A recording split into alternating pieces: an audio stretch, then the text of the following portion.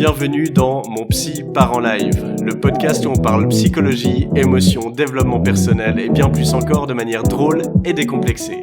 Je suis Julien Borloo, psychologue spécialisé en hypnose et coaching et je te donne toutes les clés pour prendre soin de ta santé mentale.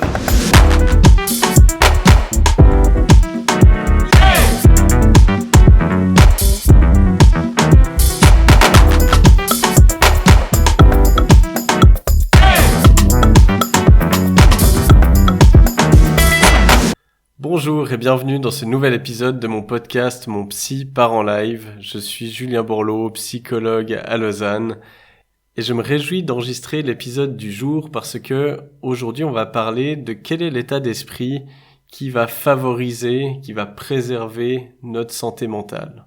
Alors évidemment, c'est une question qui reste aussi ouverte. Je n'ai pas la prétention de couvrir tous les points qui vont faire qu'un état d'esprit va favoriser ou pas la santé mentale.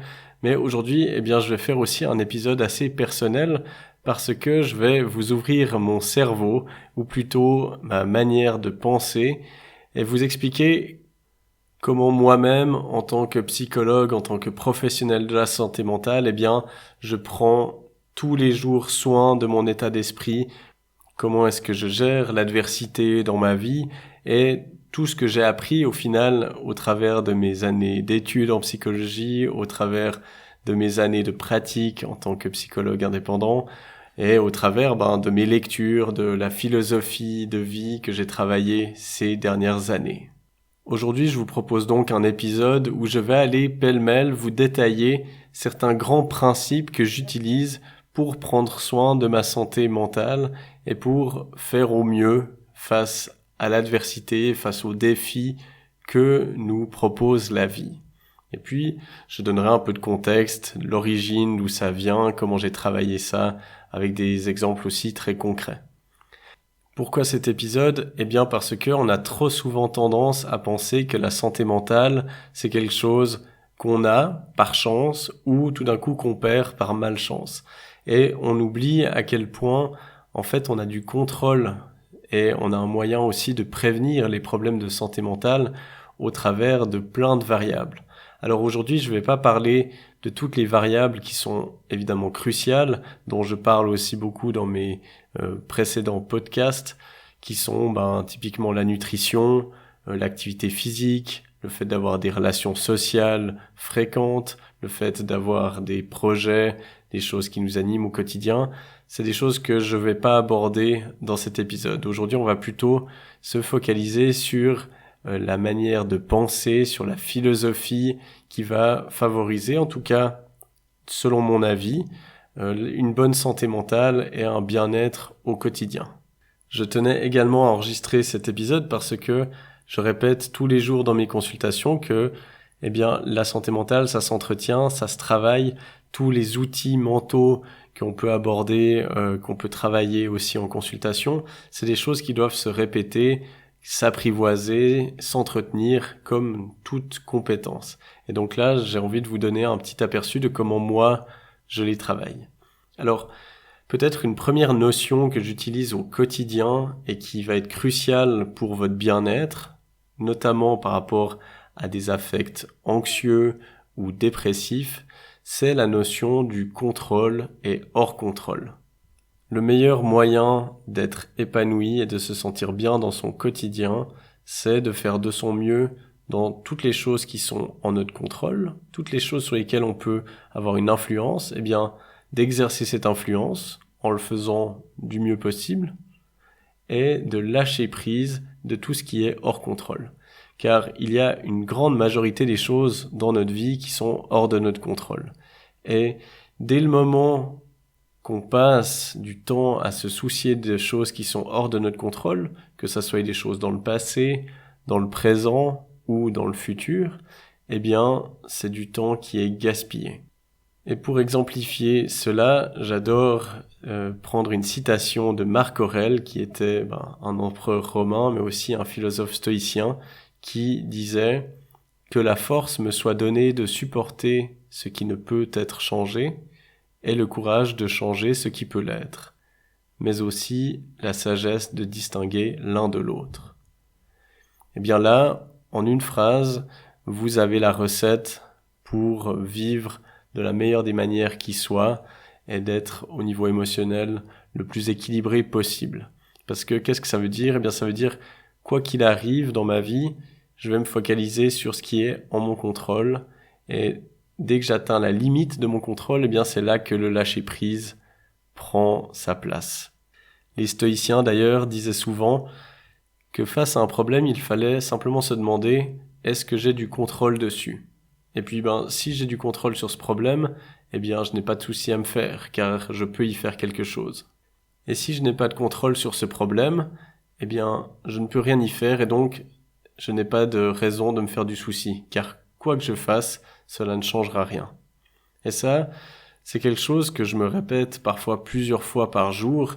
Dès qu'il y a quelque chose qui me contrarie, une mauvaise nouvelle, quelque chose qui me dérange, je me demande, ok, qu'est-ce qui est en mon contrôle? S'il y a des choses qui sont en mon contrôle, je les note et j'essaye de les exécuter le plus vite possible. Et s'il n'y a rien qui est en mon contrôle, eh bien, immédiatement, je me dis, c'est hors de ton contrôle, alors lâche prise, ne t'en occupe plus. Ça, c'est quelque chose que j'ai bien travaillé, notamment avec des ouvrages de philosophie, que ça soit surtout de philosophes stoïciens, mais aussi dans la philosophie bouddhiste. C'est quelque chose qui m'aide beaucoup, autant au niveau personnel que dans mes consultations. Et puis, vu qu'on parle de philosophie stoïcienne et bouddhiste, eh bien, on ne peut pas parler de ça sans parler d'un autre thème qui est crucial et dont les bouddhistes notamment parlent très souvent. C'est la thématique de l'impermanence des choses. Et donc, c'est en fait ce qui exemplifie le proverbe « Toutes les bonnes choses ont une fin ». Alors l'avantage, c'est que oui, toutes les bonnes choses ont une fin, mais toutes les mauvaises choses aussi ont une fin.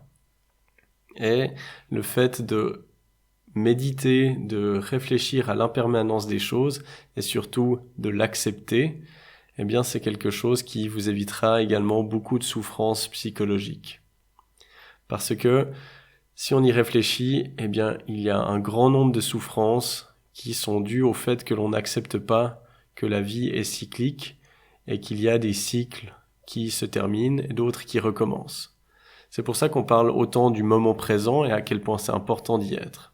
Parce que, eh bien, on peut être décalé dans nos cycles. Soit on reste bloqué dans un cycle antérieur, par exemple, quand on pense à un deuil, ou à une rupture amoureuse, par exemple, ou à un ancien travail qu'on a perdu, ou plein d'autres choses, on va souffrir dès le moment où on cherche à revivre un cycle qui est terminé. Et non seulement on souffre parce qu'on ne peut plus vivre ce cycle, mais en restant concentré sur ce cycle-là, eh bien on s'empêche également de vivre le cycle dans lequel on est en train de vivre. Alors ça, c'est quand on pense beaucoup au passé. Et puis il y a des personnes qui vont être plutôt anxieuses. C'est les personnes qui vont vivre dans le cycle d'après, qui vont essayer d'anticiper les prochains cycles. Et si, dans quelques années, il se passe ça? Et quand j'aurai des enfants? Ou bien, et si je n'arrive pas à avoir d'enfants? Et quand je serai grand, etc. Donc toutes les personnes qui sont dans l'anticipation, que ce soit positive ou négative, eh bien, elles s'empêchent de vivre le cycle d'aujourd'hui. Parce qu'elles anticipent un cycle sur lequel elles n'ont aucun pouvoir et donc dont elles ne peuvent profiter. Alors, réfléchir et se rappeler l'impermanence des choses, c'est quelque chose qui peut être parfois rude à encaisser, parce que c'est la dure réalité, mais ça peut également énormément soulager. Et moi, c'est quelque chose que je pratique énormément. Alors comment je le fais? Eh bien, j'ai lu pas mal d'ouvrages aussi sur la mort, le deuil. Je pense très souvent à ma propre mort, à la mort de mes proches, et je m'y prépare, entre guillemets. C'est-à-dire que je me prépare à accepter que voilà, mes proches, que ce soit mes parents, mes grands-parents, ma compagne, mes amis, vont partir un jour. Quand, je ne sais pas, mais ils vont partir. Et puis, je fais ça un peu pour tout. Je fais ça pour ma santé, pour les activités que j'aime, pour mon activité professionnelle. Je garde toujours en tête, et c'est quelque chose que je me rappelle chaque jour, c'est que toutes ces choses vont un jour ou l'autre s'arrêter. Que ce soit par ma propre mort ou avant pour d'autres raisons.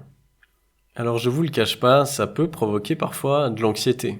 Parce que tout à coup, je me dis, mais si mon métier s'arrête, qu'est-ce que je ferais, etc. Ou si ma relation s'arrête, etc.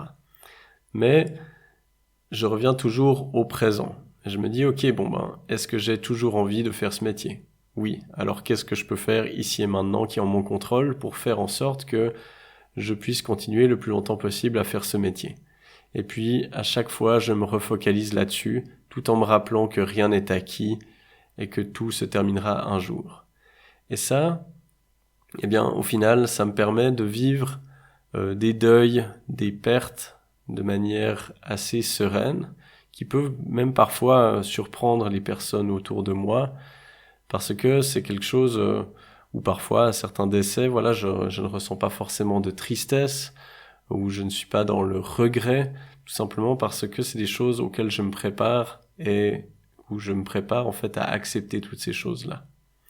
Et ça, en fait, ça m'amène à un troisième point qui est fondamental dans le maintien d'une bonne santé mentale et dans un épanouissement psychologique de notre vie, c'est la pratique de la gratitude. La gratitude, qu'est-ce que c'est ? C'est une émotion qu'on ressent lorsqu'on est reconnaissant pour quelque chose que l'on a, que l'on vit. C'est quelque chose dont on a parlé pas mal ces dernières années.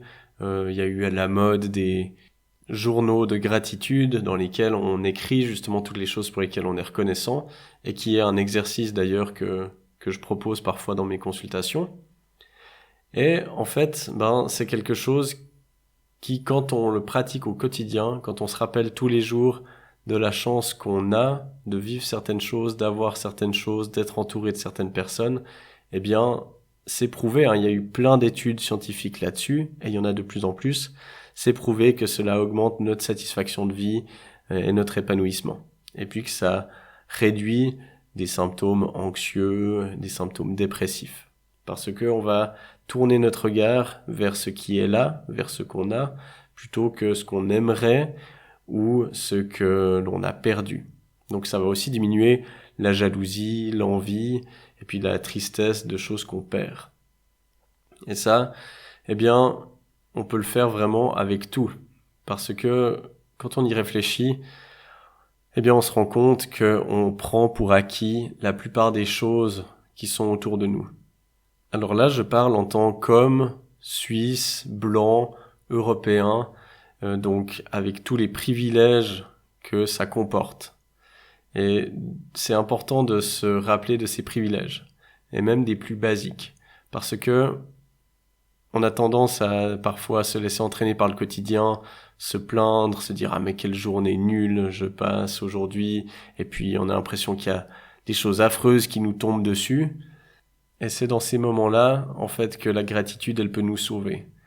Parce que ça nous permet de prendre du recul. Puis tout d'un coup, je me rends compte que la journée que je considérais complètement pourrie, il y a des centaines, des milliers, des millions de personnes, probablement dans le monde, qui rêveraient de pouvoir vivre ma pire journée. Parce que tout à coup, je me rappelle que je suis en bonne santé. Que si je suis en mauvaise santé, j'habite près d'un hôpital et je suis dans un pays où il y a un système de santé qui me permet d'être soigné. Si j'ai une journée difficile au travail, je prends le temps de me rappeler que j'ai la chance d'être au travail. J'ai la chance d'avoir une activité, d'autant plus que mon activité me plaît énormément. J'ai la chance de gagner comme il faut ma vie, d'avoir des conditions de travail excellentes. Et tout à coup, ma journée qui me semblait difficile, en fait, elle s'adoucit grandement. Quand je commence à avoir peur de perdre cet emploi, je me rappelle que parce que rien que par le fait d'avoir peur de perdre quelque chose que j'aime, ça veut dire que j'ai eu la chance de pratiquer une profession qui me plaît et qui m'épanouit. Et ça, ce n'est pas le cas de plein de personnes. Et puis je me rappelle aussi que si je perdais mon emploi, je vis dans un pays où il y a un système social qui pourrait me soutenir si j'en avais le besoin. Alors, ce n'est pas l'idée de se dire il y a toujours pire ailleurs et donc je n'ai pas le droit de me plaindre. Et donc tout ce que je vis ici, je suis pas légitime de souffrir. C'est pas du tout ça.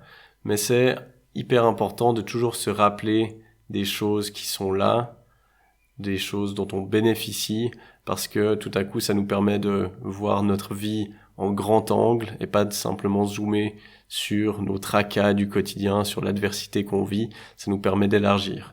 Oui, on a peut-être un problème au boulot aujourd'hui, mais qu'est-ce qu'il y a dont on peut être reconnaissant? Je peux être reconnaissant de ma famille, de ma compagne, de mes proches, de ma santé, de plein d'autres choses. Et tout à coup, ça n'enlève pas forcément le problème au boulot, mais ça élargit l'image. Et ça, c'est extrêmement puissant. Et je vais terminer avec 2 autres points sur lesquels je me focalise particulièrement et qui m'ont beaucoup aidé depuis des années. C'est quelque chose, le premier, dont j'ai déjà pas mal parlé dans les épisodes précédents de ce podcast, c'est le fait de se focaliser sur le processus et pas les résultats. Le jour où j'ai compris ça, ça a changé ma vie. Parce que, comme je l'ai déjà expliqué, lorsqu'on se focalise sur les résultats, sur nos objectifs, on est dans un cycle éternel de frustration. Parce que tous les jours je me lève, j'ai pas encore atteint l'objectif, le résultat que je voulais. Tout à coup, je l'atteins, quand j'ai de la chance. Et puis, j'ai peut-être un petit pic de plaisir ou de satisfaction, mais dès le lendemain, ok, c'est quoi le prochain objectif? Et je repars dans un cycle de frustration.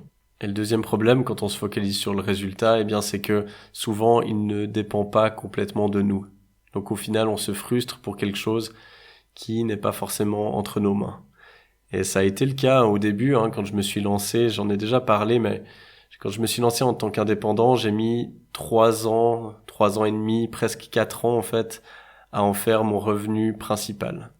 Et donc ça veut dire que pendant des années, c'était très difficile et c'était extrêmement frustrant pour moi. Jusqu'au jour où j'ai compris, et c'est au final dans mon activité d'indépendant, dans ce parcours entrepreneurial que j'ai vraiment forgé cet état d'esprit, c'est que depuis le début, je me suis dit, je vais me focaliser uniquement sur ce qui est en mon contrôle. On revient au premier point. Qu'est-ce que je peux faire qui a le plus de chances de me permettre de devenir psychologue indépendant? Et chaque jour, je me focalisais uniquement là-dessus. Et ça veut dire que pendant 3 ans, j'ai fait que 30 consultations, ce qui est insignifiant. Mais ça m'a permis de ne pas perdre mon courage, ma persévérance, ma foi, si on veut, dans ce projet, parce que tous les jours, je me focalisais pas sur le résultat, mais uniquement sur le processus. Ça, c'est un point ultra important. Et puis finalement, le dernier point que je voulais aborder, c'est quelque chose aussi que j'ai forgé ces dernières années, c'est le fait de faire très attention aux personnes que j'écoute. C'est-à-dire que il y a beaucoup de personnes qui vous donnent leur avis, qui vous donnent leurs conseils, qui vous disent tu devrais faire ci, tu devrais faire ça, tu ne devrais pas faire ci, etc. Et puis, quand on les écoute, très vite on peut être désarçonné parce qu'une personne va nous dire A, l'autre B et une troisième C. Et puis moi je pense que la meilleure option c'est D. Alors maintenant qu'est-ce que je fais? Alors une règle que j'utilise, c'est de me dire que je n'écoute les conseils que des personnes qui ont atteint ce que j'aimerais. Ça veut dire que tous les conseils qui touchent à l'entrepreneuriat et au fait d'être indépendant, je ne vais écouter que des gens qui ont réussi à être indépendants et à monter leur entreprise. C'est-à-dire que si il y a un salarié qui n'a jamais eu un parcours d'indépendant qui me donne des conseils, je vais l'écouter, mais je ne vais pas du tout prendre en compte son avis, parce que son avis ne sera pas pertinent. De la même manière que si je veux des conseils en nutrition, je ne prendrai de conseils que d'une personne qui a atteint les résultats que j'aimerais atteindre. Et c'est aussi pour cela que je voulais faire cet épisode de podcast, parce que ça vaut pour les psys également. Je trouve qu'un psy qui ne fait que de la théorie, mais qui n'applique pas ses propres conseils, qui n'applique pas ses propres concepts, ses propres schémas de pensée, c'est une faute grave.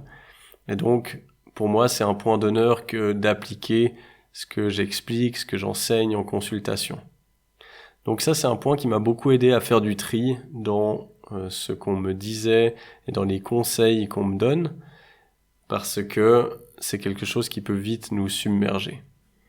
Alors on arrive gentiment à la fin de cet épisode. C'est un épisode un peu différent de ce que je fais d'habitude et ça m'intéresserait d'avoir vos avis, de me dire ce que vous pensez de ce podcast, des différents épisodes. Alors n'hésitez pas à mettre un commentaire sur Apple Podcast et à mettre une évaluation également sur Spotify. Ça m'aide énormément à faire découvrir ce podcast et surtout à l'améliorer pour vous offrir toujours plus du contenu de qualité.